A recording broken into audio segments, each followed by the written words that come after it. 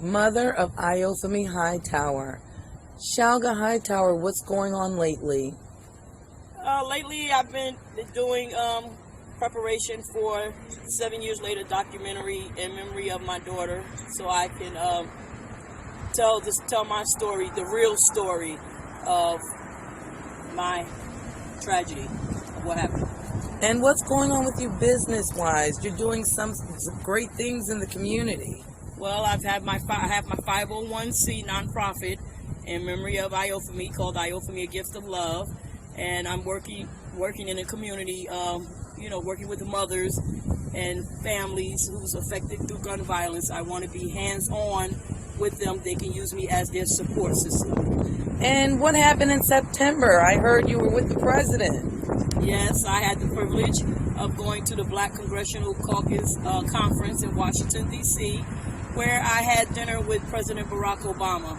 And you also went to the White House, to get a message to the first African-American president. Absolutely. I went to the White House to leave a message for Barack Obama that I want him to hear my story, and I'm also trying to get a law passed in Iopheme's name or bill.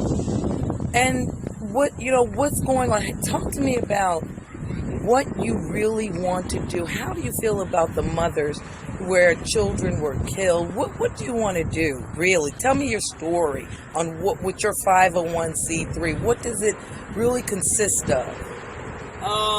What people don't understand is after the cameras, the media is gone, the cameras are gone, the protesting is gone, the rally is gone. It's the aftermath of something like that happens to a family. What a family have to deal with on their own by themselves. And I want to let them know that I'm here for them for that, because I know how it feels to be left alone. And you went through some tragedy. You went after your daughter. You went through somewhat. Talk to us a little bit about what you're carrying what you have in your hand. Well, this is the feature presentation of the documentary 7 Years Later, which is actually a LLC now, with my partner Shamil Davis, who's also a Washington correspondent reporter. What we're doing is, just giving my story on what I went through with 6 trials, how I, went through homelessness, how I went through being unemployed, and it was just a real rough, hard time for me, and it was all because of due to what I was dealing with, getting justice for my daughter. And now you're on a quest. Talk to me about your quest. I've been to Harlem, New York, with Mother Rowe, who has her organization for Harlem, New York, for mothers who's dealing with murdered children, Mother Save. I went there as a special guest as a speaker.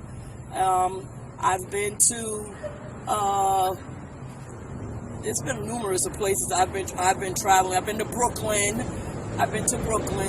So I'm on the move. I'm on the move, all in the memory of my daughter Iophemy. It's not even about me. It's about her, because I vowed and made that promise to her when she was taken away that I would not let her death be in vain, and that's what I'm going to do. And your daughter was an extremely educated woman. Can you talk to us just a little bit about that? Iophemy was very ambitious, a free spirit, loving, caring person, young lady.